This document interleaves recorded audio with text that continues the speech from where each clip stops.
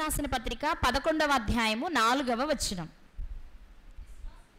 విశ్వాసమును బట్టి హేబేలు కయీను కంటే శ్రేష్టమైన బలి దేవునికి అర్పించెను. దేవుడు అతని అర్పణలను గూర్చి సాక్ష్యం ఇచ్చినప్పుడు అతడు ఆ విశ్వాసమును బట్టి నీతిమంతుడని సాక్ష్యము పొందెను. దేవుడే సాక్ష్యం ఇస్తున్నారట హేబేలు గారి అర్పణను గూర్చి అని చెప్తూ, అతడు మృతి నొందియు ఆ విశ్వాసము ద్వారా మాట్లాడుచున్నాడు. ఏంటి, మృతి నొందిన వాళ్ళు కూడా మాట్లాడతారా? ఇక్కడ రాయబడిన మాట ఏంటి? హేబేలు గారు కయీను గారి కంటే శ్రేష్టమైన బలిని లేక అర్పణను దేవునికి ఇచ్చారు. ఆ అర్పణను గురించి దేవుడు మాట్లాడేటప్పుడట చాలా సంతోషంతో హేబేలు గారు తెచ్చిన అర్పణ విషయంలో ఆ అర్పణను గురించి మాట్లాడేటప్పుడు దేవుడే చాలా సంతోషపడిపోతున్నారు. దాని గురించి ఆ దేవుడు అర్పణల గురించి సాక్ష్యం ఇచ్చేటప్పుడు అతడు ఆ విశ్వాసమును బట్టి నీతిమంతుడని సాక్ష్యము పొందెను. దేవుడట హేబేలు గారిని గురించి సాక్ష్యం ఇచ్చేటప్పుడు అతను చాలా శ్రేష్టమైన బలి తెచ్చాడయ్యా, అందువల్ల అతను నీతిమంతుడయ్యాడు అని చెప్పారట. ఎవరు? దేవుడే. ఎవరిని గూర్చి? హేబేలు గారిని గూర్చి. దేని విషయంలో? అర్పణ విషయంలో. ఏమని సాక్ష్యం ఇచ్చారు? అతడు నీతిమంతుడు. అతను ఎవరు? నీతిమంతుడు అని సాక్ష్యం పొందారు. ఆ తర్వాత వ్రాయబడిన మాట, అతడు మృతి నొందియు ఆ విశ్వాసము ద్వారా మాట్లాడుచున్నాడు. ఇప్పుడు అతను చనిపోయాడు, కానీ చనిపోయినా మాట్లాడుతున్నాడు. ఎవరు? హేబేలు గారు. చనిపోయి కూడా మాట్లాడతారా? మాట్లాడుతున్నారుగా. మరి అర్పణను గురించిన సందర్భం వచ్చిన ప్రతిసారి ఆయన మనం జ్ఞాపకం చేసుకుంటున్నామంటే ఆయన చేసిన పనే మనతో మాట్లాడుతుంది. ఆయన మనతో మాట్లాడడం అంటే ఒకసారి లేచి వచ్చి నేనమ్మా హేబేలుని, ఆదాం గారి కుమారుణ్ణి అని చెప్పి మాట్లాడటం కాదు. అర్పణ అంటే హేబేలు ఇచ్చినట్టు ఉండాలి అని మనం మాట్లాడుకుంటున్నామే, అతను చేసిన పని మనతో మాట్లాడుతుంది. చనిపోయినా మాట్లాడొచ్చా అంటే మాట్లాడొచ్చు. ఎలా? మనము చేసిన క్రియలను బట్టి. ఎలా మాట్లాడొచ్చు? మనము చేసిన క్రియలను బట్టి. అంతే కదా, యేసుక్రీస్తు వారు ఈరోజు మనతో మాట్లాడుతున్నారు. ఎలా? ఆయన చేసిన పనిని మనం ఈరోజు జ్ఞాపకం చేసుకుంటున్నాం కాబట్టి. నీతిమంతులైన వారంతా మరణించినా మనతో మాట్లాడుతూనే ఉంటారు. నాలా బ్రతకండి, నాలా చేయండి, నాలా అర్పణ ఇవ్వండి, నాలా తల్లిదండ్రులను గౌరవించండి, నాలా దేవుడు చెప్పిన పనిని చెయ్యండి అని ప్రతి నీతిమంతుడు మనతో మాట్లాడుతూనే ఉన్నారు. బైబిల్ గ్రంథంలో మరణించిన తరువాత తిరిగి లేపబడిన వారు చాలా మంది ఉన్నారు. ఎవరు లేపారు అసలు వాళ్ళని ఎవరు లేపారు అంటే చెప్పండి, ఎవరు లేపారు? ప్రారంభం నుంచి చూస్తే ప్రవక్తలు లేపారు కదండి.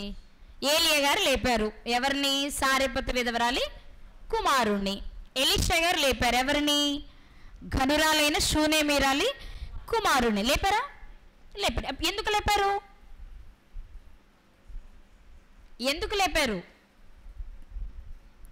ఏలియా గారు ఎందుకు లేపారు? చనిపోయారు కాబట్టి లేపారంటారా? అలాగే అందరూ చాలామంది చనిపోయారు వాళ్ళ కాలంలో. ఎందుకు లేపారంటే ఏలియా గారు ఎవరో ఆమెకు తెలీదు, కానీ దేవుని చిత్త ప్రకారం ఏలియా గారు ఆ ప్రాంతానికి వెళ్ళినప్పుడు, ఆయన దాహానికి ఇమ్మని అడిగినప్పుడు, లేక భోజనం తెమ్మని అడిగినప్పుడు తనకున్న సమస్య అంటే చెప్పింది. కానీ ఆయన ముందున చెయ్యమ్మా వెళ్ళు అనగానే తల వంచి ఆ పని చేసింది. ఆమె చేసిన మంచి పనిని బట్టి ఆమె కుమారుని బ్రతికించాలన్న ఆలోచన ప్రవక్తకు కలిగింది. సేమ్ షూనేమీరాలు ఎలీషా గారి విషయంలో. అవునా? ఈమెకేం లోటుగా ఉందో చెప్పు గెహజీ, ఆమెకేం లోటు చూడు, మనకి ఎంత పరిచర్య చేస్తుంది కదా, ఆమె లోటుని మనం తీరుద్దాం. నాకేం లోటు లేదండి, నేను అయిన వాళ్ళ మధ్య బ్రతుకుతున్నాను, నాకేం లోటు లేదు అందావిడ. ఓకే, వదిలేశారు. కానీ ఆమె కుమారుడు చనిపోయిన వెంటనే ఆమె ఏం చేసింది? హాస్పిటల్కి వెళ్దాం అనుకోలా, ప్రవక్త కబురు పెట్టి ఇంటికి రప్పించి చెడబడ తిట్టాలనుకోలా, ఆమె వెళ్ళింది కదా. ఆ స్థితిని చూసిన తర్వాత అవునా ఇలా జరిగిందా, దేవుడు ఎందుకు నాకు మరుగుపరిచారనుకున్నారు, వచ్చారు, వెంటనే ఆమె కుమారుడైన బ్రతికించారు. ఇది ప్రవక్తల కాలం, పాత నిబంధన కాలంలో ప్రవక్తలు బ్రతికించిన విధానం, వారు చేసిన పనిని బట్టి, వారు కనపరిచిన విశ్వాసాన్ని బట్టి, వారి కుటుంబాలలో జరిగిన లోటును తీర్చడానికి ఆ ప్రవక్తలు ఆ రోజు పనిచేశారు. ఇక క్రొత్త నిబంధన కాలంలోనికి రాగలిగితే మనం, క్రొత్త నిబంధనలో యేసుక్రీస్తు వారు చాలా మందిని బ్రతికించారు. ఆయన బ్రతికించిన ప్రతి మనిషి బ్రతుకు వెనక ఒక కారణం ఉంది. అవునా? లాజరు గారు ఉన్నారు. ఎందుకు బ్రతికించారు? చాలా ప్రేమించారు యేసుక్రీస్తు వారిని. ఒక ప్రాముఖ్యమైన రీజన్ ఏంటి అంటే, యేసుక్రీస్తు ఎవరో, యేసుక్రీస్తుని ఎవరు పంపారో సమాజానికి తెలియాలి. కానీ మరి అలా తెలియాలంటే వాళ్ళనే బ్రతికించాలా, ఇంకా చాలామంది ఉన్నారుగా అని మనకు డౌట్ వస్తుంది. వాళ్ళని బ్రతికించడం వెనుకున్న ఆంతర్యం ఏంటి అంటే, లాజరు గారు ఉన్నారు. లాజరు గారిని యేసుక్రీస్తు వారు చాలా ప్రేమించారు. ఆ ప్రేమే ఆయన ఏం చేసింది అంటే, చనిపోయిన ఒకసారి బ్రతికించేలా చేసింది. ఓకేనా? అలాగే ఒక విధవరాలి కుమారుడు చనిపోయారు. అక్కడ ఎందుకు బ్రతికించారు యేసుక్రీస్తు అంటే, ఆ విధవరాలని చూడగానే ఈయనకి మనసు కరిగింది. అయ్యో, ఆల్రెడీ విధవరాలంటే భర్త లేడు కదా, ఉన్న కొడుకు పోతే ఈమె పరిస్థితి ఏంటి? ఆమె ఏడుస్తున్నప్పుడు ఆ ఊరు బయటికి తీసుకెళ్ళిపోయారు అబ్బాయిని సమాధి చేయడానికి. అక్కడికి వెళ్ళిన తర్వాత, ఆమెను చూసిన తర్వాత జాలి కలిగిన యేసుక్రీస్తు వెంటనే పాడిని ముట్టి లేపారు. అంటే అక్కడ ఏంటి అంటే, ఆ తల్లి, విధవరాలైన ఆ తల్లి కన్నీటిని చూడగానే మనసు కరిగిన యేసుక్రీస్తు స్వస్థపరిచారు, లేక బ్రతికించారు. అక్కడ రీజన్ అది. అలాగే ఒక అతను వచ్చాడు కదా, తన కుమారుడిని, యాయీరు గారు అధికారి, అతని కుమార్తెను ఎందుకు బ్రతికించారు? అతని బిడ్డను ఎందుకు బ్రతికించారు అంటే, అతని విశ్వాసాన్ని చూసి కదా. చనిపోయే పరిస్థితుల్లో ఉందని వచ్చాడు. ఇలా వెనక్కి కవర్ వచ్చింది, ఎందుకు మీరు బోధకుని ఇబ్బంది పెడతారు, ఎలాగో బిడ్డ చనిపోయింది అని చెప్పిన, అయినా సరే నువ్వు ఒక్కసారి వస్తే నా బిడ్డ బ్రతుకుద్ది. ఆ విశ్వాసాన్ని చూసి యేసుక్రీస్తు వారు అక్కడ చెప్పాలి బ్రతికించారు. అంటే వారు బ్రతికించడం వెనుక, చనిపోయిన ఒక వ్యక్తిని బ్రతికించడం వెనుక రెండు ప్రధాన కారణాలు కనిపిస్తాయి. ఒకటి, దేవుని క్రియలు ఎంత గొప్పవో, దేవుని శక్తి ఎంత గొప్పదో చెప్పడం. రెండు, ఆ వ్యక్తుల పట్ల వీళ్ళకున్న ప్రత్యేకమైన అభిమానము, లేక ఏదో కారణం ఉంటుంది. విధవరాలని జాలి చూపించవచ్చు, అతను అధికారి అయినా సరే నన్ను ప్రాధేయపడుతున్నాడు కాబట్టి అని జాలి చూపించవచ్చు, లేకపోతే తల్లిదండ్రులు లేకపోయినా చాలా బాగా బ్రతుకుతూ నన్ను ప్రేమిస్తున్నారు, నేను ప్రేమిస్తున్నాను కాబట్టి అనే కారణం కావచ్చు. అంటే చనిపోయిన వారిని బ్రతికించడం వెనుక ప్రత్యేకమైన కారణాలు కనపడుతున్నాయి మనకి. అవునా కదా? యేసుక్రీస్తు వారితో ఆగిపోయిందా? అపోస్తలులు కూడా చేశారు కదా, చేశారా? మరి అపోస్తలులు ఏ కారణం చేత చేశారు? అపోస్తలులు ఏ కారణం చేత? కుంటి వారికి కాళ్ళు ఇవ్వడం, గుడ్డి వారిని లేపడం మాత్రమే కాదు, చనిపోయిన వారిని సైతం లేపారు అపోస్తలులు కూడా. పేతురు గారు లేపారా? ఎవరిని? పేతురు గారు ఎవరిని లేపారు? చనిపోయిన వారిని. దోర్కా గారు లేపారు. పౌలు గారు ఎవరిని లేపారు? ఐతికు గారిని లేపారు. అంటే చనిపోయిన వారిని సైతం లేపడం, అక్కడ కూడా కొన్ని కారణాలు కనబడుతున్నాయి. ఐతికుని ఎందుకు లేపారు పౌలు గారు? పాపం, కుర్రోడు పడిపోయి పైనుండి కింద పడిపోయి చనిపోయాడు, మరి నేను ఇక్కడ ఉండి కూడా బతికించకపోతే ఏమి బాగోదు అనా? అక్కడ మనం చూస్తేనండి, అర్ధరాత్రి వరకు ప్రసంగం జరిగింది. ఎప్పటి వరకు? అర్ధరాత్రి వరకు ప్రసంగం జరిగింది. చూస్తారా అపోస్తుల కార్యములు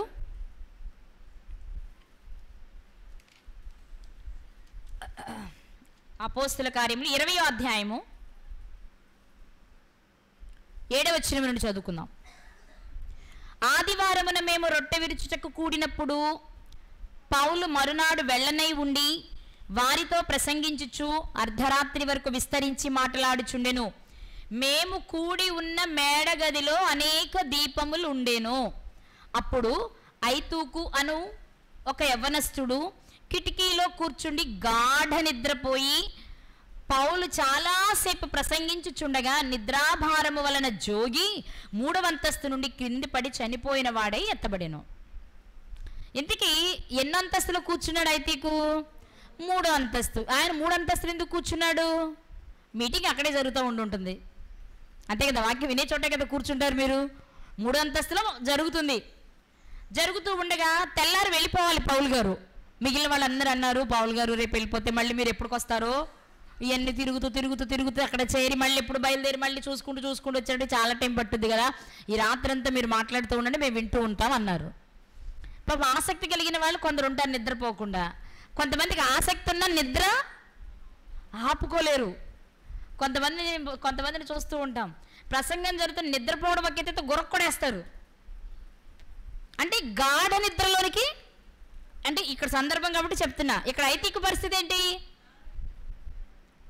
ఐతూకు గారి పరిస్థితి ఏంటి? గాఢ నిద్రపోయి నిద్రాభారం వలన మరి అంత నిద్ర వచ్చేవాడు కిటికీలో కూర్చోవడం ఎందుకు? కొంతమందికి తెలుసు ప్రార్థనకి వెళ్తే మాకు నిద్ర వస్తుందని. అప్పుడు వాళ్ళు ఏం చేయాలి? కుర్చీల్లో కూర్చోవడమో లేకపోతే ఎత్తైన ప్రదేశాల్లో కూర్చొని డాములు పడిపోవడం కంటే కింద కూర్చోవడం ఉత్తమం కదా, అవునా కాదండి? నేను అనుకుంటాను ఆ గది ఖాళీ లేకుండా ఉంటుంది. ఇతను యవనస్తుడు కాబట్టి గౌక్కునేరే నువ్వు కుర్రోడు కదా పైకి ఎక్కువ, ఆ కిటికీ ఎక్కువ అంటాం సహజం. మనం పెద్దవాళ్ళు ఏం చేస్తాం, కుర్రాళ్ళకి నువ్వు నుంచోగలలే, నుంచో, లేదా పైన ఎక్కువ అది ఎక్కువ అని చెప్తాం కదా. బహుశా ఇతను కుర్రోడు కాబట్టి ఇతనికి కూడా ప్లేస్ లేకపోవడం వల్ల కిటికీలో కూర్చో, పర్లేదు నువ్వు కుర్రోడువేగా అన్నారు. బహుశా కిటికీకి ఇది లేవేమో కదా, అడ్డు ఊసలు లేవేమో, ఓపెన్గా ఉండుంటుంది కిటికీ, గాలి వస్తుంది అనుకుని వదిలేశారేమో, లేకపోతే అద్దం ఉంది దాన్ని కూడా తోసుకొని పడిపోయాడు మరి నిద్రాభారం వల్ల, మనకు తెలియదు. మొత్తం మీద కింద పడిపోవడమే కాదండి, 3 అంతస్తు నుంచి పడితే ఎవరు బ్రతుకుతారు? చనిపోయాడు. వెంటనే పౌలు గారు గబగబా కిందకి వెళ్ళారు, చూశారు, అతను చనిపోయాడని అర్థమైంది, వెంటనే స్వస్థపరిచారు. నేనంటాను ఈయనని స్వస్థపరచడం వెనక బ్రతికించడం వెనుకున్న ప్రధాన కారణం ఏంటంటే అతనికి వాక్యం పట్లున్న ఆసక్తి.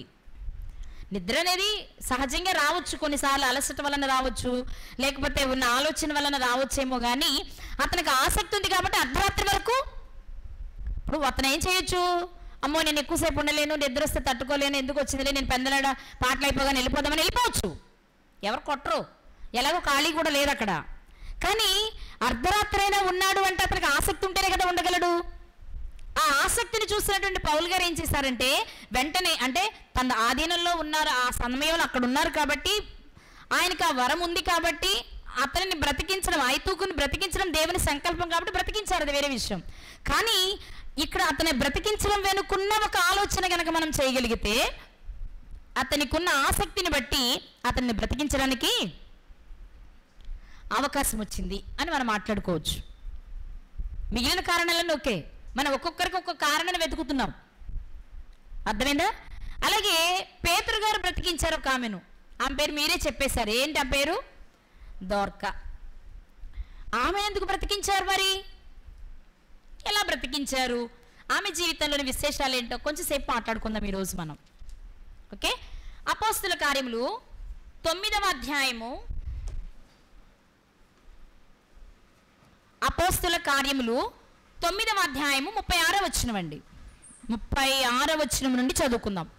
మరియు యొప్పేలో తబితాను ఒక శిష్యురాలు ఉండెను, ఆమెకు భాషాంతరమున దోర్కా అని పేరు.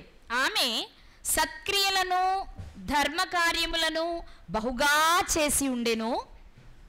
ఆ దినములందు ఆమె కాయలపడి చనిపోగా వారు శవమును కడిగి మేడగదిలో పరుండబెట్టిరి. లుద్ద యొప్పేకు దగ్గరగా ఉండుట చేత పేతురు అక్కడ ఉన్నాడని శిష్యులు విని అతడు తడువు చేయక తమ యొద్దకు రావాలని వేడుకొనుటకు 2 మనుషులను అతని యొద్దకు పంపిరి. పేతురు లేచి వారితో కూడా వెళ్ళి అక్కడ చేరినప్పుడు వారు మేడగదిలోనికి అతనిని తీసుకొని వచ్చిరి. విధవరాండ్రందరూ వచ్చి ఏడ్చుచు దోర్కా తమతో కూడా ఉన్నప్పుడు కుట్టిన అంగీలను వస్త్రములను చూపుచు అతని ఎదుట నిలిచిరి. పేతురు అందరిని వెలుపలికి పంపి మోకాళ్ళుని ప్రార్థన చేసి శవము వైపు తిరిగి తబితా లెమ్మనగా ఆమె కన్నులు తెరిచి పేతురును చూచి లేచి కూర్చుండెను. అతడు ఆమెకు చెయ్యిచ్చి లేవనెత్తి పరిశుద్ధులను విధవరాండను పిలిచి ఆమెను సజీవురాలుగా వారికి అప్పగించెను. మనం చదువుకున్న ఈ భాగంలో తబిత లేక దోర్కా ఈవిడ్ని పేతురు గారు బ్రతికించారు. ఈమెను బ్రతికించడానికి కారణం ఏంటి? స్పాట్లో లేరు పౌలు గారిలా, లేకపోతే ఆ శవాన్ని చూడగానే ఏదో మనసుకు దుఃఖం కలిగి విధవరాలి కుమారుని బ్రతికించినట్టు బ్రతికించలా, లేకపోతే బ్రతికించమని పేతురు గారి దగ్గరికి ముందే మనుషులు వెళితే ముందు నుంచి బ్రతిమలాడుతున్నారు కాబట్టి వెళ్ళేటప్పుడు బ్రతికింది ఆవిడ. అక్కడికి వెళ్ళిన తర్వాత మాట్లాడి తీసుకొచ్చి చనిపోతే విషయం తెలిసి బ్రతికించడం కాదు. లేదా దోర్కా గారు పేతురు గారిని బాగా ప్రేమించి దైవజనుడని ఉండటము కారణం కాదు. కానీ ఈమెను బ్రతికించడం వెనుకున్న కారణం ఏంటి అంటే ఆమె చేసిన ధర్మ కార్యాలు, ఆమె చేసిన సత్క్రియలు చనిపోయిన ఆమెను బ్రతికించడానికి కారణమైంది. ఇక్కడ మనం ఖచ్చితంగా ఒక మాటని బైబిల్ గ్రంథంలోని చూసుకోవాలి. అదేంటి అంటే మనం చేసిన పనులే తర్వాత కాలంలో తర్వాత వారితో మనం మాట్లాడినట్టుగా ఉండాలి కదా. మనం హెబ్రీ పత్రికలో ఏం చదువుకున్నాం? మరణించి వారు మనతో మాట్లాడుతున్నారు, మృతి పొందినా మాట్లాడుతున్నారు కదా. ఇప్పుడు దోర్కా గారు కూడా మృతి పొంది మాట్లాడుతున్నారు. ఏమని? ఆ రోజు మాట్లాడారు, మృతి పొందిన ఆ రోజు మాట్లాడారు. ఎలా మాట్లాడారు? ఆమె చేసిన సత్క్రియలే, ఆమె చేసిన ధర్మ కార్యాలే అక్కడ ప్రజలను ఆలోచింపచేసింది, మాట్లాడేలా చేసింది. ఈ రోజు మనతో కూడా ఆవిడ మాట్లాడుతుంది. ఎలాగో తెలుసా?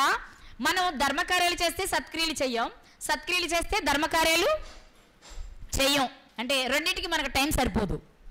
అంటే మనకి 24 గంటలకి ఇచ్చాడు దేవుడు, 48 గంటలైతే రెండు చేసేవాళ్ళం కదా, మనం చేయలేం.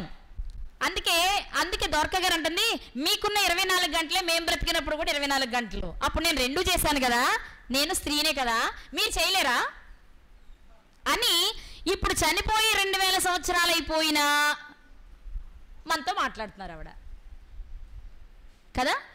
బైబిల్ గ్రంథంలో ఒక చక్కని మాట కనిపిస్తుందండి, ఒకసారి చూద్దాం. ప్రకటన గ్రంథం 14వ అధ్యాయం 13వ వచనం. ప్రకటన గ్రంథము 14వ అధ్యాయము 13వ వచనం. అంతటా ఇప్పటి నుండి ప్రభునందు మృతి నొందు మృతులు ధన్యులని వ్రాయుమని పరలోకము నుండి ఒక స్వరము చెప్పగా వింటిని. నిజమే, వారు తమ ప్రయాసములు మాని విశ్రాంతి పొందుదురు అంటూ తర్వాత లైన్ అందరూ చూడండి. వారి క్రియలు వారి వెంట పోవునని ఆత్మ చెప్పుచున్నాడు. ఒక మనిషి వెంట వెళ్ళేవేంటో తెలుసా? రెండే. ఒకటి పాపము వారి వెంట పోవును, రెండు వారి క్రియలు వారి వెంట పోవును. ఇప్పుడు దోర్కా గారి విషయం మనం మాట్లాడుకుంటే ఆమె క్రియలు ఆమె వెంట పోతున్నాయి, ఆమె క్రియలు మాట్లాడుతున్నాయి, ఆమె క్రియలు ఆ రోజు ఆమెను బ్రతికించాయి. అర్థమవుతుందా? తబితా గారు బ్రతకడానికి కారణం ఏంటి అంటే ఆ టైంలో చాలామంది చనిపోయారు, అందరినీ బ్రతికించాల పేతురు గారు కదా. అంతకుముందు సందర్భం మనకు తెలుసు కదా, 9వ అధ్యాయంలో జరిగిన సంగతులన్నీ మనకు తెలుసు. పౌలు గారి రక్షింపబడిన సందర్భం, ఆ సందర్భం జరిగిపోయిన తరువాత ఆయన లుద్దలో కాపురం ఉన్నారు వెళ్ళి. ఆ లుద్ద యొప్పేకి చాలా దగ్గర. ఈ తబితా గారిది యొప్పే. యొప్పే అంటే మీకు తెలుసుగా, యోనా గారు వాడెక్కడానికి వెళ్ళిన ఊరు. దేవుడు ఎక్కడికి వెళ్ళమన్నారు ఆయన్ని? నినివేకి వెళ్ళమన్నారు. ఆయన ఎక్కడికి బయలుదేరారు? తర్షీషుకు వెళ్ళడానికి బయలుదేరి యొప్పేకి వెళ్ళి టికెట్ తీసుకొని ఓడెక్కారు. విషయం ఏంటంటే ఓడరేవు కలిగిన పట్టణం యొప్పే. ఓడరేవులు ఉన్నాయి అంటే అది బాగానే అభివృద్ధి చెంది ఉంటుంది, జనసంఖ్య పెరుగుతుంది, వ్యాపారానికి బాగుంటుంది, ఆర్థిక పరిస్థితులు చాలా బాగుంటాయి. అలాంటి పట్టణానికి చెందిన ఈమెకు తల్లిదండ్రులు అప్పటికి బ్రతుకున్నారా లేదా, ఈమెకి వివాహం అయిందా లేదా, పిల్లలు ఉన్నారా లేదా, ఇక్కడ ఏం రాయబడలేదు. మామూలుగా మనం చదివితే మనకు అర్థమయ్యే విషయం ఏంటంటే ఆవిడ సింగిల్ ఏమో అనిపిస్తుంది. నాకు అనిపించింది చిన్న వయసు ఏమో, ఇంకా పెళ్ళి వయసు కాదేమో. అర్థమైందా? లేదంటే పెళ్ళై భర్త లేకపోయినా అలాంటి అయితే ఖచ్చితంగా ఏదో ఒక మాట, విధవరాలనే మాట ఏదో ఒకటి రాయబడేది. సరే, ఏది ఏమైనా మనకు రాయబడలేదు కాబట్టి మనకు వద్దు. కానీ ఆమె చేసిన మంచి పని ఏంటి ఈరోజు మనం నేర్చుకోవాలి. ఆమె చేసిన మంచి పనే ఆ రోజు ఆమెను బ్రతికించింది, ఈనాటికి మనం బ్రతకడానికి కారణమైంది.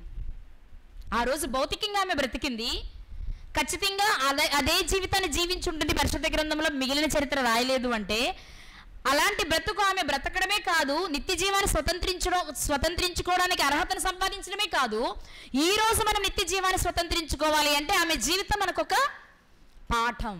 పాఠం. ఏంటి ఆమె చేసిన మంచి? ఎందుకు ఆమెను బ్రతికించాలని అనుకున్నారు? చనిపోయిందని సంగతి తెలిసింది. వాస్తవానికి కాయలపడి చనిపోయింది ఆవిడ, అంటే జబ్బు పడి కొద్ది రోజులు ఉండి చనిపోయారు.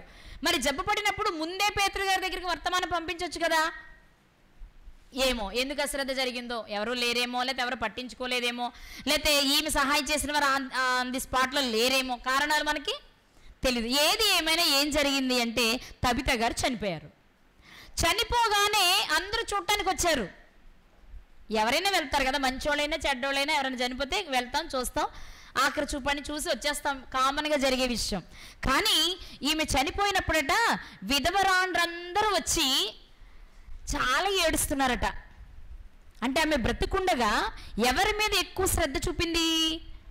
విధవరాండ్రు. ఎందుకు?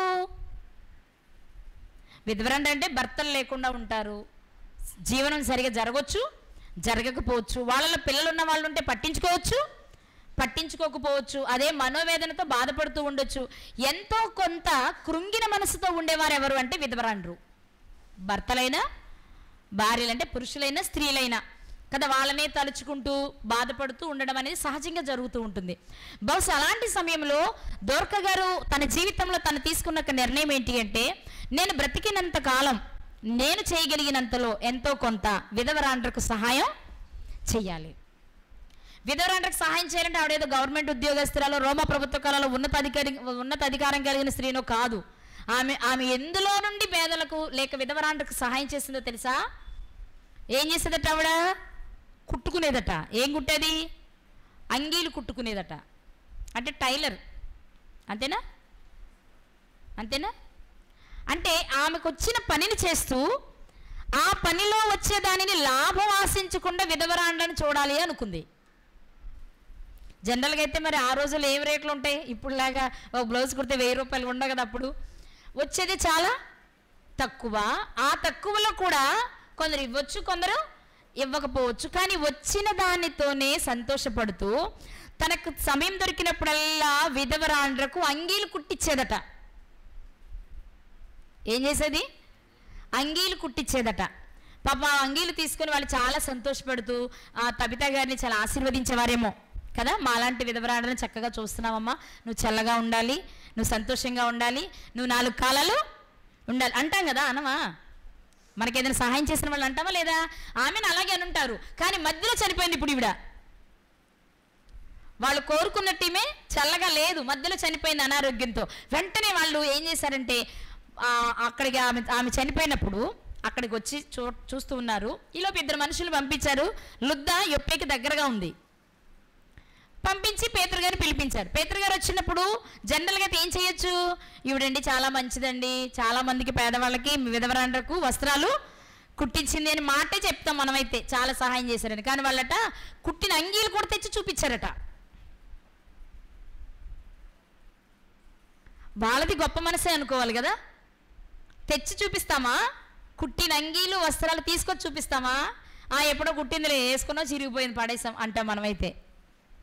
కానీ వాళ్ళకున్న కృతజ్ఞత ఎంత గొప్పదో చూసారా? అంటే నేను అనుకుంటాను ఇక్కడ, నా అభిప్రాయం, ఎప్పటికప్పుడే చిరిగిపోతుంటే కొత్త కుడుతూనే ఉందేమో వాళ్ళకి. అంతేనా? ఎప్పుడో 10 ఏళ్ల క్రితం ఒక అంగీ కుట్టించింది అనుకోండి, ఇప్పుడు చనిపోయినప్పుడు అదే ఉంటుందని గ్యారంటీ లేదుగా. కానీ తీసుకొచ్చి చూపించగలుగుతున్నారు అంటే మరలా పని చేస్తూ ఉండుంటుంది కదా. కనిపించారనుకోండి పెద్దవాళ్ళు, పిన్ని గారు మీకు అప్పుడు అంగీ కుట్టించానుగా, ఉందా అని అడుగుంటుంది. అంటే అమ్మ అప్పుడు అక్కడ కొంచెం చిరుగులు వచ్చినాయి అమ్మ, చిరిగిపోయి చీకిపోతుందమ్మ అంటే సరే ఇంకోటి కుట్టిస్తానని కుట్టించి ఉంటుంది. అంటే జస్ట్ మనం ఊహించుకోవడానికి. అంటే తనకు తెలిసిన పని, తనకు చేతనైన పనిలోనే, ఆ పనిలోనే ప్రతిఫలాన్ని ఆశించకుండా విధవరాండ్రకు సహాయం చేయాలనుకుంటుంది ఆమె. ఇక్కడ మనం తప్పకుండా పాఠాన్ని నేర్చుకోవాలి. మనం ఎదుటివారికి సహాయం చేయాలి అంటే మనకు ఆ స్తోమత ఉందా లేదో ఖచ్చితంగా మనం చూసుకుంటాం. తప్పు కాదు అది. ఎందుకంటే మనం ఎదుటివారికి మించి సహాయం చేసి మనం ఇబ్బందులు పడటం అనేది మంచిది. బైబిల్ చెప్పింది కదా, సామెతల గ్రంథంలో కూడా మాట మనం చూస్తాం. ఏమని? తన సహోదరుని కొరకు పూటపడేవాడు తెలివి మాలినవాడు. అంటే సమయోచితంగా చేయాలి మనం పని. ఇప్పుడు ఈమె ఎంచుకున్న పని ఏంటి? తనకు చేతనైన పని, ఎదుటివారికి అవసరమైనది తను చెయ్యగలిగిన దానిలో నుంచి చేస్తుంది. నీకు దీనివల్ల ఎలాంటి ఇబ్బంది ఆమెకు చెప్పాలి. ఎలాంటి ఇబ్బంది ఆమెకు ఉండదు. ఎందుకని? తాను చేయగలిగిన పనే కుదిరితేనే చేస్తుంది. అంతేనా? తను చేయగలిగిన పని కుదిరితేనే చేస్తుంది. కానీ ఇక్కడ మీరు ఒక విషయం గమనిస్తే, యొప్పేలో తబితాను ఒక శిష్యురాలు ఉండెను అనే మాట కనిపించింది కదా. ఈమె ఎవరికి శిష్యురాలు? ఎవరికి? పేతురు గారికి శిష్యురాలా? ఒకవేళ అదే నిజమైతే, ఏమంటే మీ శిష్యురాలు చనిపోయింది రండి అని చెప్తారు. అలా కబురు పెట్టినట్లేరు. ఏమంటే మా దగ్గర ఒక మంచి అమ్మాయి చనిపోయింది, కొంచెం వచ్చి మీకు ఆ దగ్గర, మీ దగ్గర ఆ శక్తి ఉంది కదా, దేవుడు మీకు ఆ వరమని ఇచ్చారు కదా, వచ్చి బాగు చేయమని అడిగారు తప్ప మీ శిష్యురాలు చనిపోయింది రమ్మని ఎవరు పిలవాలా, కబురు పెట్టలా. అంటే ఈమె శిష్యురాలు అనే మాట ఎందుకు వాడబడింది అంటే, మీరు గమనిస్తేనండి అపోస్తల కార్యాల్లో మనం చూస్తాం చాలా సందర్భాలలో. ఇప్పుడు ఉదాహరణకి పౌలు గారికి బాప్తిస్మ ఇచ్చాడు ఒక ఆయన. ఎవరైనా? అననీయ గారు. అంటే అననీయ సప్పీరా గారు అన్నయ్య గారు కాదు, ఈయన మరొక అననీయ గారు కదా. మీరు చూస్తే 9వ అధ్యాయము 10వ వచనం, దమస్కులో అననీయాను ఒక శిష్యుడు ఉండేను. అర్థమవుతుందా? ఎవరి శిష్యులు అంటే ఎవరు వీళ్ళంతా? మనము తిమోతి గారి గురించి మాట్లాడుతున్నప్పుడు కూడా అక్కడ కూడా విశ్వసించిన ఒక యూదురాలి కుమారుడు తిమోతి అని ఒక శిష్యుడు ఉండేను అనే మాట కనిపిస్తుంది. ఇంతకీ వీళ్ళంతా ఎవరికి శిష్యులు? ఎవరికి శిష్యులు? అసలు శిష్యులు అంటే ఏంటి అని మీరు ఆలోచిస్తే, యేసుక్రీస్తు ప్రభు వారు మరణించి తిరిగి లేచి వెళ్ళిపోతూ వారికి చెప్పిన మాట ఏంటో తెలుసా? మీరు సర్వలోకమునకు వెళ్ళి సర్వ సృష్టికి సువార్తను ప్రకటించి తండ్రి యొక్కయు కుమారుని యొక్కయు పరిశుద్ధాత్మ యొక్కయు నామములోనికి వారికి బాప్తిస్మమిచ్చి వారందరినీ ఏం చేయాలి? శిష్యులనుగా చెయ్యాలి. శిష్యులంటే కేవలం యేసుక్రీస్తు వారి వెంట తిరిగిన శిష్యులు, పౌలు గారి వెంట తిరిగిన శిష్యులు అలా అనుకోవద్దు. ఇక్కడ శిష్యులు అనగానే మనకు అర్థం కావాల్సిన విషయం ఏంటి అంటే, ఒకసారి అక్కడికి వెళ్దాం. మత్తయి సువార్త 28వ అధ్యాయం. మత్తయి గారు రాసిన సువార్త 28వ అధ్యాయము 19వ వచనం. కాబట్టి మీరు వెళ్ళి సమస్త జనులను శిష్యులనుగా చేయుడి. ఇప్పుడు జనులు ఎలా చేయాలి చెప్పాలి. ఎలా చేయాలి అంటే, శిష్యుడంటే గురువు ఏది చెప్తే అది చేసేవాడిగా చెయ్యాలి. అవునా? అపోస్తులకు యేసుక్రీస్తు వారు ఇచ్చిన ఆజ్ఞ ఏంటి?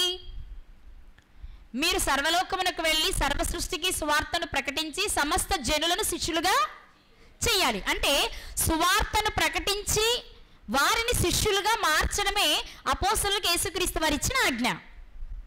ఇప్పుడు వీళ్ళందరూ శిష్యులు అంటే ఏం జరుగుండాలి?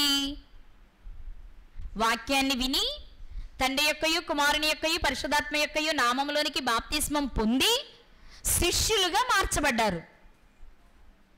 అంతేనా? వీళ్ళు ఏం చేశారు? సువార్తను విని సువార్తను నమ్మి సువార్త ప్రకారం బాప్తిస్మం పొంది శిష్యులుగా మారిన వారు. శిష్యులు అనగానే యేసుక్రీస్తు వారి శిష్యులేమో, ఎలీషా గారికి శిష్యులేమో, ఏలియా గారికి శిష్యులేమో, బాప్తిస్మిచ్చి యోహాను గారికి శిష్యులేమో ఇలా ఆలోచించొద్దు. ఈ శిష్యులు ఎవరు అంటే చెప్పాలి. ఈ శిష్యులు ఎవరు? మాట్లాడండి. వాక్యము విని బాప్తిస్మం పొంది యేసుక్రీస్తు వారు ఇచ్చిన ఆజ్ఞ ప్రకారము ఆ ఆజ్ఞకు లోబడి బ్రతుకుతున్నవారు.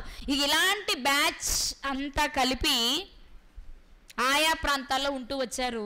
అలా అక్కడక్కడ ఉన్న వారిలో అంత్యోకయలో ఉన్న శిష్యులే మొదట క్రైస్తవులని పిలువబడ్డారు. మీకు అర్థమైన విషయం? శిష్యులు అంటే అంత్యోకయలో ఉన్న శిష్యులు కూడా ఏం జరుగుండాలి?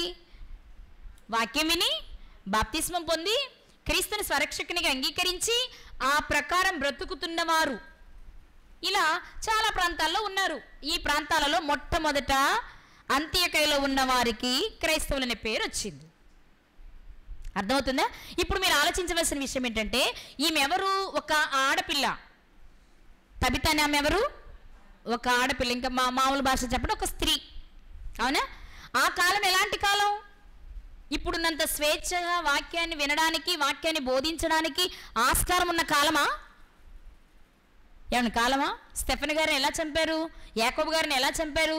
శిష్యులంతా చెల్ల చెదరైపోయారు. అలాంటి కాలంలో ఒకవైపు రోమా ప్రభుత్వము భయంకరంగా శిక్ష విధిస్తున్న కాలంలో ఒక ఆడపిల్ల ఉండి వాక్యాన్ని విని రక్షణ పొందింది అంటే ఈమె సామాన్యురాలా?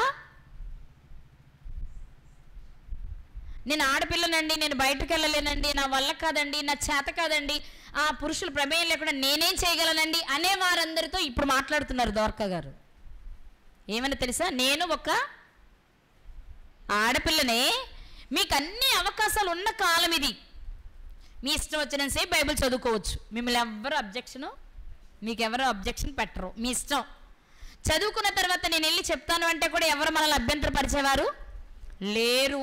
ఇంత స్వేచ్ఛున్న కాలంలో మనం ఎక్కడో చిన్న కారణాన్ని వెతుక్కుంటాం. ఏమని? స్త్రీలు మౌనంగా ఉండాలని కొందరు అంటారు కదా, అందుకే నేను బయటికి రావట్లేదు అని. స్త్రీలు మౌనంగా ఉండాలనేది మళ్ళీ మనం ఓపెనింగ్ మనం చెప్పం, అంటారు కదా, అది ఆసరా చేసుకు, అందుకే నేను పెద్దగా బయటికి వెళ్ళే ప్రయత్నం చేయట్లేదు. ఇదేంటి సాకు కాదు? సాక కదా? ఇంకా చెప్పనా, కుంటి సాకు, నిటారు సాకు కూడా కాదు, ఇది కుంటి సాకు అంటాం దీన్ని. కానీ దోర్కా గారు అంటున్నారు ఏంటో తెలుసా? ఆ రోజుల్లో అప్పుడే సువార్త విస్తరిస్తున్న కాలం, భయంకరమైన శ్రమలు అనుభవించే కాలం, పురుషులే చాటుగా దొంగచాటుగా రహస్యంగా కూడుకుంటూ జరుగుతున్న కాలం. ఆ కాలంలో స్త్రీలు ఎంత త్యాగం చేశారో తెలుసా? మార్కు గారి తల్లి అయిన మరియ గారి ఇంట్లో ప్రార్థన జరిగింది. ఆమె ఎంత ధైర్యం చేయకపోతే అనేక మందిని కూర్చి అక్కడ ప్రార్థన చేసుకోవడానికి అవకాశం ఇచ్చుంటారు. ఏదైనా తేడా వస్తే ఫస్ట్ ఎవరిని చంపేశారు? ఆవిడ్ని కదా, కాదా? మరి అలాంటి పరిస్థితుల్లో మరి వాళ్ళని ఏమనాలి? ఆ రోజు వాళ్ళు అంత ధైర్యం చేశారంటే ఈ రోజు నువ్వెందుకు చేయలేకపోతున్నావు? వాక్యం దగ్గర మాత్రమే ధైర్యం చేయం మనం, మళ్ళీ మిగిలినన్నిట్లో ధైర్యం చేస్తాం కాదా? మనకి ప్రభుత్వాలు ఏదైనా పంచుతున్నారు అనుకోండి, స్త్రీలకు మాత్రమే పంచుతున్నారు, లైన్లో నుంచున్నాం, మన ముందు నలుగురికి వచ్చి ఆగిపోయింది, ఇంకా మనం వెనకున్నాం, 4 లైన్లు వెనకున్నాం. ఇప్పుడు చూడాలి మన ప్రతాపం. అందరికీ సమానంగా పంచలేనప్పుడు ముందోడికి ఎందుకు ఎక్కువ పంచావు నువ్వు? వెనకాల నేను లేనా, నాకు రావాలి కదా, గొడవ చేస్తాం లేదా? అప్పుడు ఏమాలే, వస్తే వచ్చింది, పోతే పోయింది, వెనక్కి వస్తామా? చెప్పండి, వస్తామా? మ్యాక్సిమం ఒకవేళ మనకు పోట్లాట రాతే పోట్లాట వచ్చిన వాళ్ళనే పంపిస్తాం, మన అత్తగారినో అమ్మగారినో చెల్లినో పక్కనో పంపిస్తాం. మన తరపున ఆవిడ ఏం చేయాలి? పోట్లాడి మన వాట మనకి తీసుకురావాలి. ఆటికి ముందుంటాం, అవి చేస్తాం. మరి ఎక్కడ వెనకడిగేస్తాం? దేవుని పని దగ్గరకు వచ్చినప్పటికి చేయాలని నాకు ఉందండి, కానీ చాలా దూరం అయిపోయి రాలేకపోతున్నా. చేయాలని నాకు ఉందండి, కానీ నా చేయి తిరగక చేయలేకపోతున్నా. ఇది ఇక్కడ మాత్రమే చెప్పే సాకు. అందుకే దోర్కా గారి జీవితాన్ని దేవుడు మన ముందు పెట్టారు. ఎందుకో తెలుసా?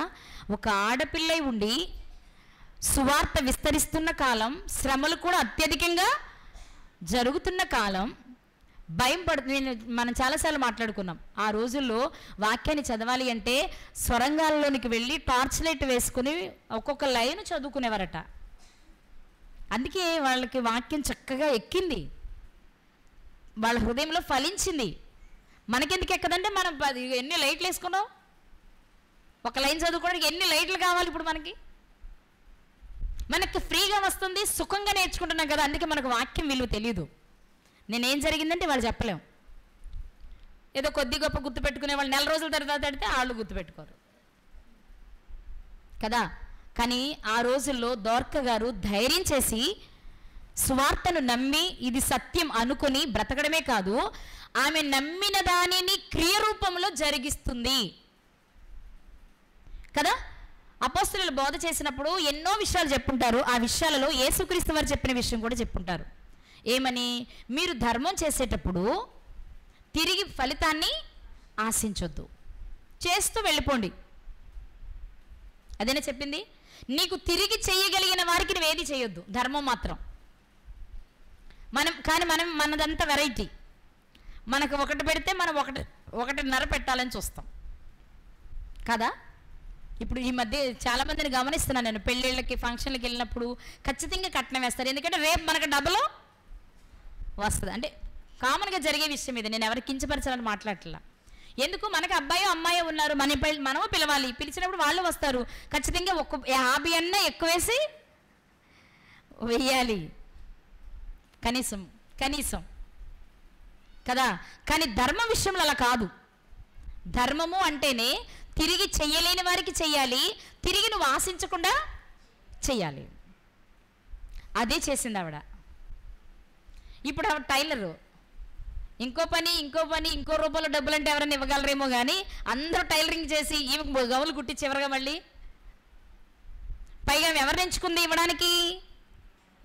అన్నీ ఉన్న వాళ్ళకైతే వాళ్ళ ఆయన్ని అడిగో పోట్లాడో తిరిగి ఇచ్చేస్తారు. కానీ విధవరాళ్ళైతే కదా చాలా జాగ్రత్తగా పొదుపుగా ఇంటి పరిస్థితులు బట్టి ఉంటారు కాబట్టి వారు తిరిగి చేయలేరు. కాబట్టి ఆమె చక్కగా ఒక మంచి ఆలోచన చేసి తిరిగి చెయ్యలేని వారికి తాను చెయ్యగలిగినంతలోనే సహాయం చేయడానికి ఇష్టపడింది. అర్థమవుతుందా? ఇక్కడ మీరు గమనించవలసిన ప్రాముఖ్యమైన విషయం ఏంటంటే ఒక్క ధర్మకార్యమే కాదు, ఈమె సత్క్రియలు చేసింది. సత్క్రియ వేరు, ధర్మకార్యం వేరా? సత్క్రియ వేరు, ధర్మకార్యం వేరా? వేరు. ధర్మకార్యము శరీరానికి సంబంధించింది, తినడానికి, కట్టుకోవడానికి, మందులకి, ఇలాంటి వాటికి సహాయం చేయడం. మరి సత్క్రియ ఆత్మకు సంబంధించింది. ఇక్కడ మనం గమనిస్తే సువార్తను మనం ప్రకటిస్తే వినాలి ఎదుటివాడు అంటే ఎంతో కొంత వారి సమస్యను మనం తీర్చగలగాలి. అప్పుడే ప్రశాంతంగా వాక్యాన్ని వింటాడు. ఫర్ ఎగ్జాంపుల్ కటిక దరిద్రుడు అనుకుందాం, తినడానికి తిండి లేదు, 3 రోజుల నుంచి తినట్లేదు. బట్ ఆకలితో నక్కనక్కలు ఆడిపోతూ ఉంటే అక్కడ వెళ్ళి ఒక్కసారి బైబిల్ తీసి అపోస్తల కార్యం 18 అధ్యాయం చెప్తాను అన్నాం అనుకోండి, వింటాడా? అప్పుడు వెంటనే అతను చెప్పే మాట ఏంటి? ముందు నాకు ఇంత అన్నం పెట్టించండి, తర్వాత మీరు చెప్పే మాట నేను వింటాను. ఎందుకని? ఆకలి బాధ అలాంటిది. లేదు, ఒక చలి, విపరీతమైన చలిగా ఉంది, కప్పుకోవడానికి ఏమీ లేక చలికి వణికిపోతూ ఉన్నాడు. వాళ్ళ దగ్గరికి వెళ్ళి ఒక్కసారి నేను చెప్పినట్టు 66 పుస్తకాలలో మొదటి పుస్తకం కొన్ని విషయాలు నీతో చెప్తాను అన్నాడు అనుకోండి, వింటాడా? అవతల వ్యక్తి వింటాడా? వినరు. చలికి వణికిపోతున్నాడు. కాబట్టి మనం చేసే సత్క్రియ వారి దృష్టికి వెళ్ళాలి అంటే ఖచ్చితంగా ఏం జరగాలి?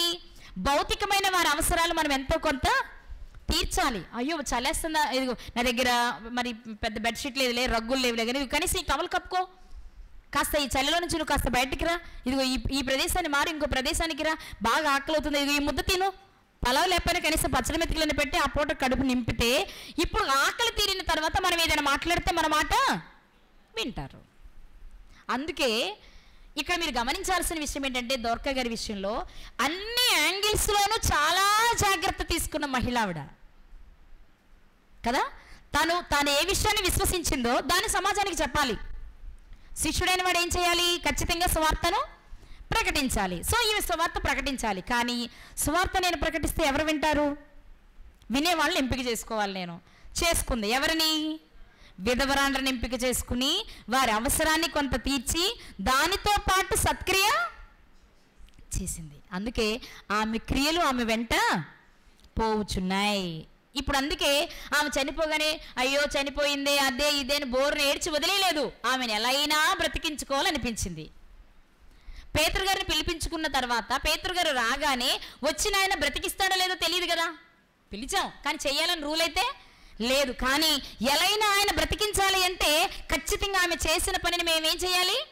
చూపించాలి. మాటల్లో చెప్పలేదు, వాళ్ళు క్రియలో చూపించారు. ఏమని? ఇదిగోండి నేను వేసుకున్న ఈ అంగి ఆ దొరక కుట్టిందే, ఈ వస్త్రాలు ఆమె మాకు కుట్టించిందే. మాలాంటి విధవరాండను మాలాంటి పేదవారిని మా నుండి ఏమీ ఆశించకుండా మాకు సహాయం చేసిన మంచి మనసున్న అమ్మాయి. సాధ్యమైతే మాలాంటి వాళ్ళకు అండగా ఉండాలి అంటే మీరు ఎవరిని బ్రతికిస్తారో లేదో మాకు తెలియదు, కానీ మీరు దోర్కాని బ్రతికించి మాకు ఇవ్వండి. ఈరోజు దేవుడు మనకి ఏ విషయాన్ని నేర్పాలనుకుంటున్నారంటే మనం చేసే పనులు, మనం చేసే క్రియలు మన జీవితంలో మనల్ని ఒక మలుపు తిప్పేలా ఉండాలి. అన్నమాట అర్థమైందా మీకు? మనం చేసే పనులు ఎలా ఉండాలి? మన జీవితాన్ని ఒక మలుపు తిప్పేలా ఉండాలి. కానీ ఎంతసేపు కురచ చేయగానే మనం ఉన్నామనుకోండి, ఏం చేయగలం? నేను అన్ని ప్రాంతాలకు వెళ్ళి సువార్తను ప్రకటిస్తాడు కానీ పాస్ మొహోడరా బాబు, ఆకలి అవుతుందని కనీసం టిఫిన్ కూడా పెట్టించడు. కానీ వాక్యం మాత్రం చెప్తాను కూర్చోమంటాడు. ఒక పక్క కడుపు కాలుతుంటే వాడు చెప్పే వాక్యం మనకెక్కడ ఎక్కుద్ది అనుకునేలా మనం ఉండకూడదు. అలానే అందరికీ పలావులు మనం పెట్టలేం. మనకు చేతనైనంతలో మనము చేయగలిగినంతలో వారికి సహాయం చేసి, అది కూడా ఎందుకు? సువార్త వినిపిస్తే వాడు వినాలి. మనం సత్క్రియ చేస్తే అది ఫలించాలి అంటే వాళ్ళ శరీర అలాని వాళ్ళు లక్షలు అప్పు చేస్తే మనం ఏం తీర్చలేం కదా. కొంతమంది ఆ బాబుతో కూడా ఉన్నారు. అయ్యగారులు ఇస్తే ఆ లగ్జరీ లైఫ్ అనుభవిస్తూ అయ్యగారు ఇస్తే ఎంజాయ్ చేద్దాం అనుకునే బ్యాచ్ ఒకటి ఉంది. విశ్వాసులు ఇస్తే ఎంజాయ్ చేద్దామనే బ్యాచ్, పాస్టర్లో మరొక బ్యాచ్ ఉంది. వాళ్ళ గురించి మనం మాట్లాడుకోవద్దు. మనము చెయ్యగలిగినంత వరకు సహాయము చేస్తూ సువార్తను ప్రకటిస్తే ఖచ్చితంగా అది ఫలిస్తుంది. వారి ఆధ్యాత్మిక జీవితాలకు ఫలితం ఉంటుంది, మనం చేసిన పనికి ఫలితము ఉంటుంది అనడానికి దోర్కా గారి జీవితమే ఈరోజు మనకి సాక్ష్యం అండి. అందుకే బైబిల్ గ్రంథం చెప్పింది, మృతి నుండి వారు మాట్లాడుతున్నారు. దేనిని బట్టి? విశ్వాసమును బట్టి. ఏంటి ఆమెకున్న విశ్వాసం? ఇప్పుడు నన్ను ఎవరైనా బ్రతికించినా బ్రతికించకపోయినా రేపు బ్రతుకుతా, ఆ మహాలోకంలో నేను హ్యాపీగా ఉంటా, అది ఆమెకున్న నమ్మకం. మృతి నుండి ఈరోజు మనతో మాట్లాడుతున్నామే. ఎలాగో తెలుసా? నాకున్న దాంట్లో, నాకున్న కొంచెంలోనే నేను చేయగలిగిన సహాయం ఎదుటి వారికి చేశా. మరి నువ్వు చేయలేవా? నువ్వు చేసే స్థితిలోనే ఉన్నావుగా, లేవా? ఇచ్చేవాడిగా ఉన్నావా? తీసుకునేవాడిగా ఉన్నావా? చెప్పు. ఇచ్చేవాడిగా ఉన్నావా? తీసుకునేవాడిగా ఉన్నావా? ఇచ్చేవాడిగా ఉంచారు మనల్ని. కావాలంటే మనమే, కాకపోతే ఇవ్వడం ఇష్టం లేక తీసుకునే స్థాయిలోనే ఉంటాం మనం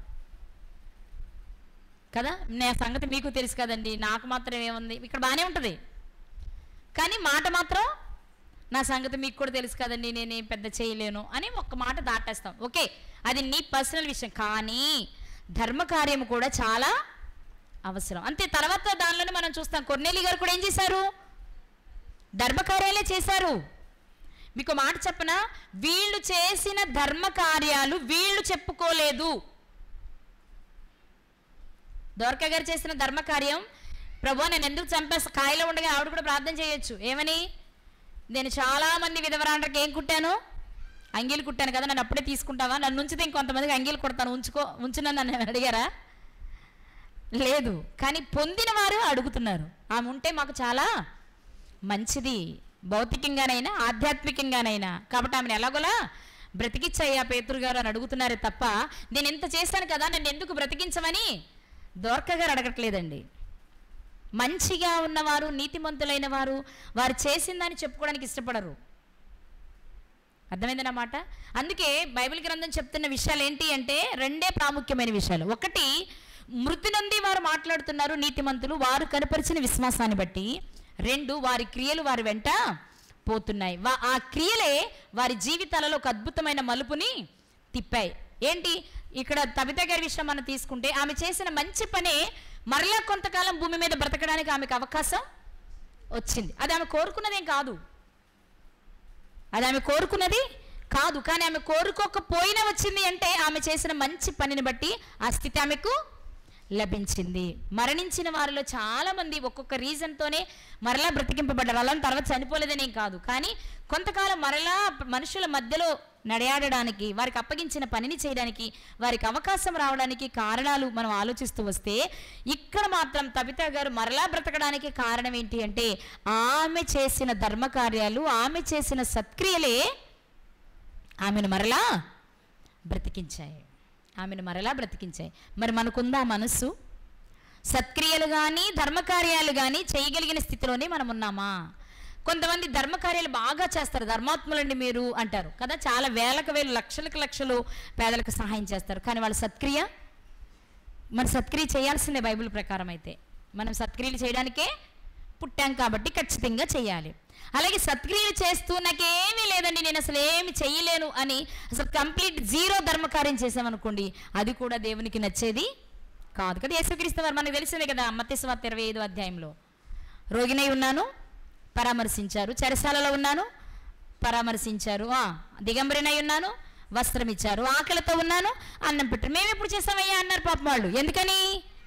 చేసుకుంటూ పోయారు కాబట్టి. కానీ ఎంతమందికి చేశాను లెక్కలు చెప్పండి ఒకసారి, ఎంతమందికి చేశారో లెక్కలు వేసుకోలేదు. అందుకే వాళ్ళకి అసలు చేసే సంగతే అలా చెయ్యాలి. ధర్మకార్యం అంటే ఎలా చేయాలి? ఏమో ఎవరికో చేశాను, ఎప్పుడో చేశాను అన్నట్లు ఉండాలి. కానీ ఇదిగో నీ పలానప్పుడు నీకు ఇది చేయలా, నేను పలానప్పుడు నీకు ఇది చేయలా, నువ్వు మర్చిపోయావా? నువ్వు మర్చిపోతావులే, కానీ నాకు గుర్తుంది నీకు చేసిన సంగతి అని మనం ప్రతి మనిషికి చేసింది గుర్తు పెట్టుకున్నాము అంటే, అతని నుండి మనం ఏదో ఆశించే పని చేస్తున్నాం. అప్పుడు మనం చేసిన ధర్మకార్యం వలన ఎలాంటి లాభము ఉండదు. అందుకే వాక్యం చెప్తున్న విషయం ఈరోజు దోర్కా గారి జీవితంలో నుండి, లేక తబితా గారి జీవితంలో నుండి మనం ఆలోచిస్తేనండి, ఇక్కడ ఒక విషయం మనకు కనిపిస్తుంది కదా, దోర్కా అనే పేరుకి భాషాంతరమున తబిత అని అర్థం. ఆ పేరుకి అర్థం కూడా చెప్పేసింది బైబిల్ ఇక్కడ. ఏమని? లేడీ. లేడీ అంటే స్త్రీ అనా? లేడీ ఎలా ఉంటుంది? చక్క అందంగా ఉంటుంది, చురుకుగా ఉంటుంది కదా. ఆమె పనులను గురించి మాట్లాడుకునేటప్పుడు లేడీలానే ఉంటుంది ఆవిడ. ఆమె పనులు కానీ, ఆమె మాట కానీ, ఆమె క్రియలు కానీ లేడీ అంత చురుకుగా, లేడీ అంత అందంగా ఉన్నాయి. ఒక మాట చెప్పాలి అంటే తిమోతి గారికి లేఖ రాస్తూ పౌలు గారు చెప్పారు. ముగించుకుందాం ఒకసారి మాట చూసి. తిమోతి గారికి రాసినటువంటి మొదటి పత్రిక 2వ అధ్యాయం 10వ వచనం. తిమోతి గారికి రాసిన మొదటి పత్రిక 2వ అధ్యాయము 10వ వచనం. దైవభక్తి గలవారమని చెప్పుకొను స్త్రీలకు తగినట్టుగా సత్క్రియల చేత తమ్మును తాము అలంకరించుకొనవలెను. స్త్రీలు దేంతో అలంకరించుకోవాలి? భక్తి కలిగిన స్త్రీలు దేంతో అలంకరించుకోవాలి? శిష్యులైన వారు దేనితో అలంకరించుకోవాలి? సత్క్రియల చేత అలంకరించుకోవాలి. ఆ పని ఎవరు చేశారు? చేశారా? అలంకరించుకుందామే. అవును, ఆమె అలంకరించుకుంది కాబట్టి ఆ అందం మనకి ఇంకా కనిపిస్తుంది. ఆ అందం ఇంకా కనిపిస్తుంది మనకి ఈరోజు. దేంతో అలంకరించుకుందామే? విధవరాండ్రకు అంగీలు కుట్టించి వాటితో పాటు సువార్తను ప్రకటించి ఆమె వాళ్ళకేమో అంగీలు ఇచ్చింది, ఆమెమో సత్క్రియల జాబితాలో ఒక ఆభరణాన్ని ధరించుకుంది. దేవునికి మాత్రమే, దేవుని దృష్టికి మాత్రమే కనిపించే ఒక ఆభరణాన్ని ధరించుకుంది. ఆయన దృష్టిని ఆకర్షించింది కాబట్టి వీళ్ళందరికి ఆలోచన వచ్చింది. ఆ ఆలోచన పేతురు గారి దృష్టికి తీసుకుని వెళ్తే ఆయన వచ్చి ఆమెను బ్రతికించారు. అర్థమవుతుంది? ఆ తర్వాత మరలా చనిపోయింది, అది వేరే విషయం. కానీ ఆమె చనిపోయినా ఇప్పటికీ మనతో చనిపోయినా మాట్లాడాలి అంటే ఒక మాట, మనం చనిపోయినా మనం ప్రజల మనసులో ఉండాలంటే ఒక మాట, మనం చనిపోయిన 10 మంది మన గురించి చెప్పుకోవాలి అంటే ఒక మాట. ఏంటో తెలుసా? సత్క్రియలతో అలంకరించుకోవాలి. సత్క్రియలతో అలంకరించుకోవడం కష్టం మనకి. వెండితో, బంగారంతో, ప్లాస్టిక్తో, అల్యూమినియంతో అలంకరించుకోమంటే ఓకే కాదా? చెప్పండి, మనం దేంతో అలంకరించుకోవడానికి ఇష్టపడతాం? లోహాలతోనే కదా కదా, లేదా మంచి చీరలు, మంచి నగలతో మనం అలంకరించుకో. అలానే మీరు శుభ్రంగా ఉండొద్దు, కట్టుకోవద్దని నేను చెప్పట్లా. ఇవి చేస్తూ అంటే దీనికి అతిగా చేసి చేయవలసిన సత్క్రియలు చేయకపోవడం వల్ల లాభం ఉండదు. చక్కగా తగుమాత్రపు వస్త్రాలతో, తగుమాత్రపు బంగారంతో ఉండమని బైబిల్ చెప్తుంది. అంటే అది నువ్వు బెట్టుగా లేకుండా, నేను చూస్తే ఇబ్బంది పడకుండా వేసుకో. కానీ దానికంటే ముఖ్యమైనది ఏంటి? సత్క్రియల చేత మనం అలంకరించుకోబడితే ఆ రోజు ఆమె చేసిన ధర్మకార్యాలను బట్టి వారు భౌతికంగా బ్రతికిస్తే, సత్క్రియల చేత నువ్వు ఎప్పుడూ బ్రతికే చోటుకు వెళ్ళడానికి అవకాశం ఉంటుంది. అందుకే ధర్మకార్యాలు, సత్క్రియలు అనేవి చాలా ప్రాముఖ్యమైనవి ఒక విశ్వాసి జీవితంలో, భయభక్తులు కలిగిన వారి జీవితంలో, శిష్యులుగా మారాలి అనుకున్న వారి జీవితంలో. ఈరోజు దోర్కా గారు మన ముందు నిలబడితే, ఇప్పుడు మీరు మీ కళ్ళ ముందు ఒక ఊహా చిత్రాన్ని గీసుకోవాలి. ఏ ఊహా చిత్రం? ఎలా గీసుకున్నారు మీరు? ఇప్పుడు ఆమెను, దోర్కా గారిని ఎలా గీసుకున్నారు? పెద్ద మహారాణిలాగా పైట కిరీటము, మెడ నిండా బంగారు హారాలు దిగదర్చా కాదు. చాలా సుకుమారంగా, చక్కని నిర్మలమైన చూపుతో, చక్కని మాటతో, పేదవారికి సహాయం చేసే విషయంలో చాలా మృదుత్వం కలిగినటువంటి స్త్రీగా మనం ఆమెను ఊహించుకోవాలి. సత్క్రియల చేత అలంకరించుకోవడం అంటే అతి చేయరు వాళ్ళు ఏ విషయంలోనూ. అర్థమవుతుందా? వాళ్ళని చూడగానే ఎదుటి వారికి ఏమనిపించాలి? నమస్తే అండి, వాళ్ళెవరో మనకు తెలియపోయినా చూడగానే ఒక స్మైల్ ఇవ్వాలనిపిస్తుంది. కొంతమందిని చూడగానే, వాళ్ళని చూడగానే పలకరించాలనిపిస్తుంది ఏదో మాట కలిపి. అవునా కాదా? చెప్పరేంటి? అవును, చాలామంది మనకు అలా తారసపడుతున్నారు. ఆమెతో ఒకసారైనా మాట్లాడాలనిపిస్తుంది. ఎందుకు? ఆమె చూడగానే చాలా గౌరవంగా అనిపిస్తుంది, చాలా పద్ధతిగా ఉన్నారు అనుకుంటాం. చాలామంది గురించి మాట్లాడుకుంటాం మనం కదా. భయభక్తులు కలిగిన వారు, దైవభక్తి కలిగిన వారు, దేవుని పనిని చేసేవారు ఎలా ఉండాలి అంటే సత్క్రియల చేత తమను తాము అలంకరించుకునే వారిగా ఉండాలి, ధర్మక్రియల చేత అలంకరించుకునే వారిగా కాదు. ధర్మక్రియలు చెయ్యి, ధర్మం చెయ్యి, కానీ ధర్మం చేసిన దాన్ని బట్టి నువ్వు అలంకరించబడవు. దేంతో అలంకరించబడతావు? నువ్వు చేసే ధర్మానికి సత్క్రియ తోడైతేనే సత్క్రియని బట్టి నీకు అలంకరణ వస్తుంది. అంటే ఖచ్చితంగా వాక్యం వినాలంటే ధర్మకార్యాలు చేయాల్సిందే, కానీ ధర్మకార్యాలు చేసి సువార్తను ప్రకటించకపోతే మాత్రం ఎట్టి పరిస్థితుల్లో మనం అలంకరించబడము. ఇప్పుడు చెప్పండి, దోర్క గారు దేంతో అలంకరించబడ్డారు? చెప్పండి, దేంతో? సత్క్రియలతో. ఆమె ఒక సత్క్రియలు చేసిందా? ధర్మకార్యం కూడా చేసింది. ధర్మకార్యం చేయడం వలన ఈ లోకంలో మరలా చనిపోయిన బ్రతికారు. సత్క్రియలు చేయడం వలన ఆ లోకంలో మనం బ్రతుకుతాం. కలకాలము బ్రతికే సంతోషంగా జీవించే లోకానికి వెళ్ళడానికి మనం భూమి మీద ఉండగా చేయవలసిన పని ఏంటి అంటే సత్క్రియ. ఏ క్రియ? సత్క్రియలు చేసి మనం సంపాదించుకోవాలి పరలోకాన్ని. అలా చేసింది ఆవిడ. ఆ చేసేటప్పుడు కూడా వాక్యానికి విరుద్ధం కాకుండా జాగ్రత్త తీసుకుంది. తనకు తిరిగి చేయగలిగిన వారికి చేయలా, అలానే అప్పులు తెచ్చి చేయలా కదా. మరి అలా చేసి దేవుని మీద కూడా నేరం నెట్టొచ్చు. నీ పిల్లలకు పెట్టడానికి నేను అప్పులు చేశాను, నా అప్పులు నువ్వే తీర్చాను. మనం 5 రూపాయల వడ్డీ 10 రూపాయల వడ్డీ తెచ్చి ధర్మకార్యాలు చేసేసి నీ పిల్లలకు పెట్టడానికి అని నింద వేయవలసిన అవసరత లేదు. మనకు చేతనైన దానిలో, మనం చేయగలిగిన దానిలో, మన చేతిలో ఉన్న దానితో ధర్మకార్యం చేయి చాలు. అప్పుడు ఎలాంటి నష్టం నీకు, ఎలాంటి నష్టం ఉండదు. కాబట్టి మనం ధర్మం ఎలా చేయాలో, ఎలా చేస్తే మనకు మంచి జరుగుతుందో, సత్క్రియ ఎలా చేయాలో, ఎలాంటి సత్క్రియ చేస్తే మనం అలంకరించబడతామో అన్నిటినీ చాలా చక్కగా తన జీవితం ద్వారా తెలియచేసిన స్త్రీ ఎవరు అంటే దోర్క గారు. ఒక ఆడపిల్ల అయినా, భయంకరమైన కాలమైనా ఎంత ధైర్యం లేకపోతే చేయగలదా పని కదా. ఆమె సువార్త ప్రకటిస్తుందని తెలిస్తే ఆనాటి సమాజం ఆమెను ఎన్ని చిత్రహింసలైనా పెట్టగలదు. కానీ దాన్ని చాలా చక్కగా యుక్తిగా సమయోచితంగా చేసి చరిత్రలో దేవుని దృష్టిని ఆకర్షించడమే కాదు, మనం కూడా ఆమె ద్వారా నేర్చుకునే విషయాలు మన కొరకు మిగిల్చామే వెళ్ళిపోయింది. మనం ఏం చేస్తున్నాం? సత్క్రియలు చేస్తున్నామా? అసలు మనం చేసే సత్క్రియలు దేవుని దృష్టికి ఆకర్షించబడుతున్నాయా? మనల్ని అలంకరిస్తున్నాడు ఆయన ఆ సత్క్రియల చేత? ఏదో చెయ్యాలి కాబట్టి చేస్తున్నాం, చెప్పాలి కాబట్టి చెప్తున్నామా? ఏదో చెయ్యాలి కాబట్టి చేస్తే ఏ ఫలితము ఉండదు. ఏ ఫలితం ఉండదు. ఇష్టపడి చెయ్యాలి. ఏ పనైనా ఇష్టపడి చేస్తేనే దేవునికి ఇష్టం. కాబట్టి దోర్క గారి ఇలా మంచి పనులు చేయడానికి మనం ఆలోచన చేయాలి.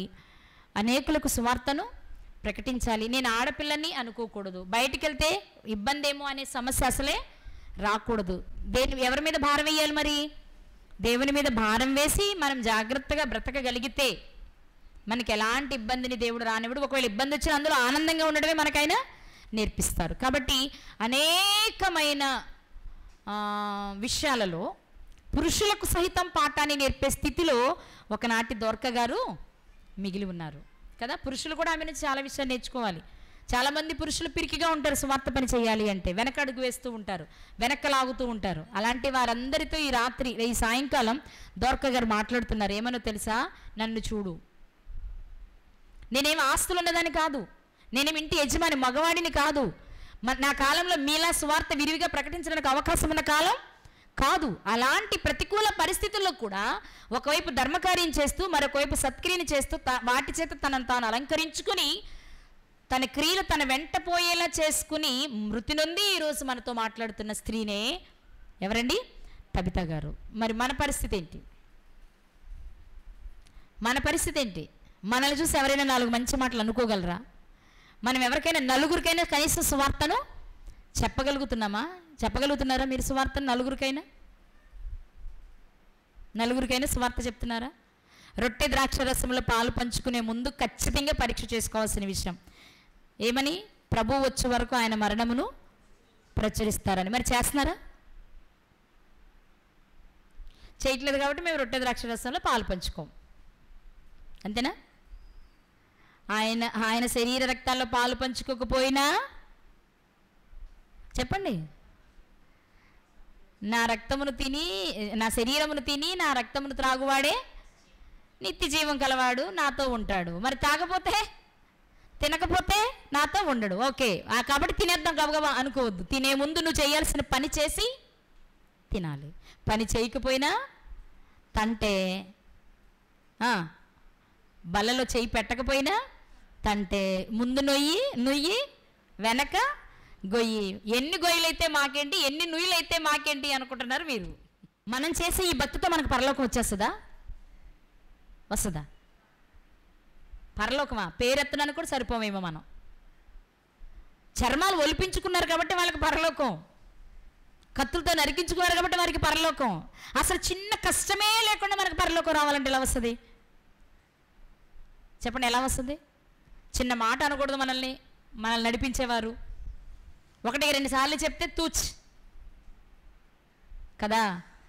మాదేముందండి, ఎవరి ఆత్మకు వారే ఉత్తరవాదులు, ఎవరి లెక్క వాళ్ళే చెప్పుకోవాలి, ఎవరి క్రియలు వారి వెంటే వెళ్తాయి. మీ క్రియలు నా వెంట రావు, నా క్రియలు మీ వెంట రావు. మృతి పొంది మృతులుగానే ఉండాలనుకుంటున్నారా? మృతి పొంది తర్వాత తరాల వారికి మాదిరిగా ఉండాలనుకుంటున్నారా? మీ ఇష్టం. మృతి నుండి ఈరోజు మనతో మాట్లాడుతున్నారు దొర్కా గారు. ఆమె క్రియలు మంచివి కాబట్టే ఈరోజు మనకు ఒక పాఠంగానే మిగిలారు.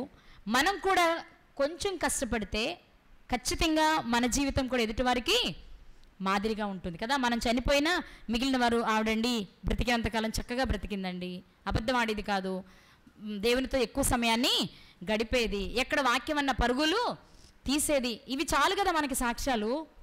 ఇది చెప్పుకుంటే చాలదా? ఓకే, నేను అలా ఉంటే బాగుండని ఆలోచన ఎదుటి వారికి కలిగిస్తే చాలు కదా మన బ్రతుకు ద్వారా. కాబట్టి ఒకసారి ఆలోచన చేయండి. మనకి అందుకే పరిశుద్ధ గ్రంథంలో భక్తులు భక్తిహీనుల జీవితాలు కూడా దేవుడు రాయించారు. భక్తుల్లా మనం ఉండాలని, భక్తిహీనులా ఉండకూడదని. మరి మీరు దొర్కా గారిలా ఉండాలి అంటే సత్క్రియ చేయాలి, ధర్మకార్యము చేయాలి. అలా చేస్తే మరణించినా మనం మాట్లాడతాం. లేదు అంటే మామూలుగా భౌతికంగా చచ్చిన వాళ్ళ మాదిరే మనం కూడా చచ్చే ఉంటాం, బ్రతికుండి కూడా చచ్చే ఉన్నట్టు ఉంటాం. అలా ఉండకుండా బ్రతికి చచ్చిన వారిలా కాకుండా చనిపోయినా జీవించే వారిలా ఉండాలి అంటే, మాట్లాడే వారిలా ఉండాలి అంటే ధర్మకార్యాలు సత్క్రియలు చక్కగా చేద్దాం. ఆ పరలోకాన్ని స్వతంత్రించుకుందాం. అలాంటి కృప దేవుడు మనందరికీ దయచేయునుగాక.